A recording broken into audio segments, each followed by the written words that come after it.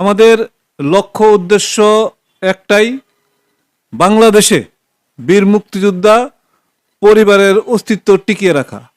চেতনা টিভিতে আপনাদের স্বাগতম।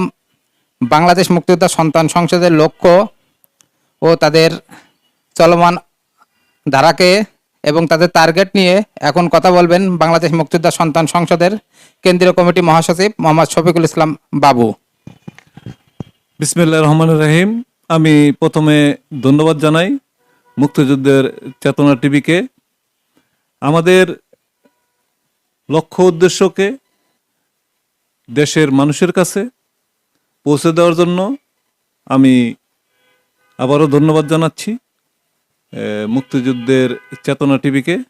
উপস্থিত আছেন আমার চেয়ারম্যান মহোদয় জনাব সুলেমান মিয়া, উপস্থিত আছেন যুগ্ম সাধারণ সম্পাদক আবু সুফিয়ান, আর উপস্থিত আছেন আমার সাংগঠনিক সম্পাদক শের আলী এবং আমার সংগঠনের নেতৃবৃন্দ ভাই ও বোনেরা, সকলে আমার সালাম নেবেন।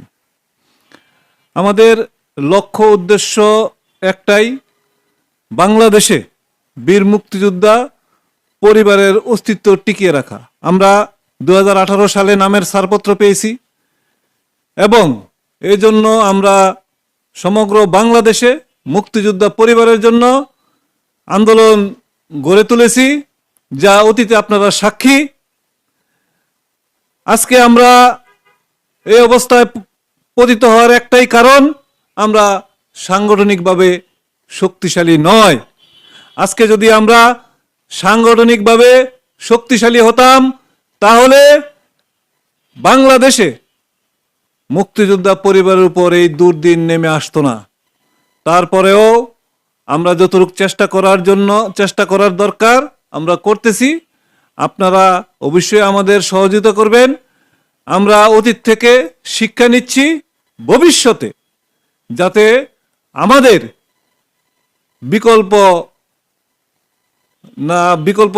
না হয়, বিকল্প তৈরি হয়, আমরা যাতে সুপ্রতিষ্ঠিত হতে পারি এবং আমাদের উপর যাতে আঘাত আসলে আমরা সেই আঘাত প্রতিহত করতে পারি।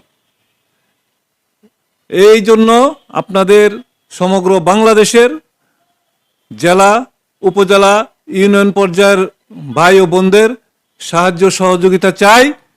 আপনারা যাচাই বাছাই করুন কারা মাঠে আছে, কারা মুক্তিযোদ্ধা পরিবারের জন্য কাজ করে। এতটুকু জ্ঞান তো আপনাদের আছে।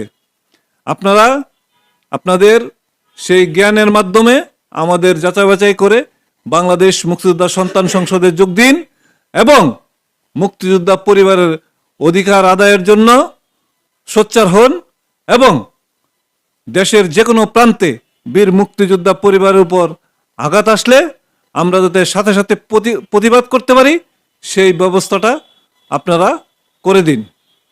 সবাই ভালো থাকবেন। আমি আমার কথা শেষ করছি। খোদা হাফেজ।